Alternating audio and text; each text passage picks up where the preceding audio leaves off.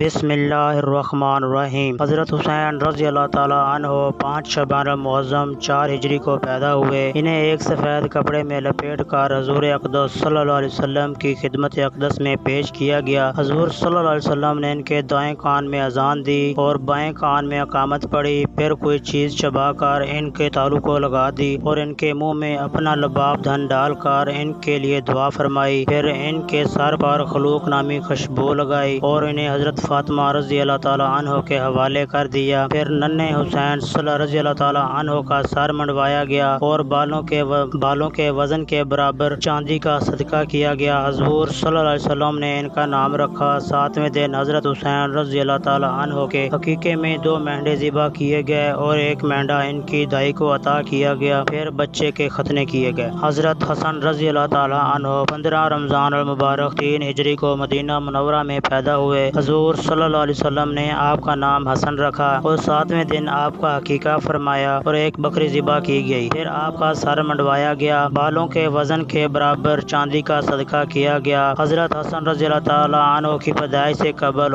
فضل رضی اللہ تعالیٰ عنہ نے ایک خواب میں دیکھا جس میں حسن رضی اللہ تعالیٰ عنہ کی پیدائش کی خوشخبری دی گئی۔ خواب دیکھنے کے بعد حضرت فضل نے حضور صلی اللہ علیہ وسلم کی خدمت میں حاضر ہو کر عرض کیا، یا رسول اللہ صلی اللہ علیہ وسلم، میں نے خواب میں دیکھا ہے کہ آپ کے جسم کا ایک ٹکڑا میرے گھر میں موجود ہے۔ یہ سن کر حضور صلی اللہ علیہ وسلم نے ارشاد فرمایا، تو نے ایک اچھا خواب دیکھا ہے، فاطمہ رضی اللہ تعالیٰ عنہ کا ایک لڑکے کو جنم دے گی جس کے بچے کو آپ دودھ پلائیں گی۔ لہٰذا حضرت فاطمہ رضی اللہ تعالیٰ عنہ کے ہاں حضرت حسن کی ولادت ہوئی اور فضل نے انہیں اپنے بیٹے کے حصے کا دودھ پلایا۔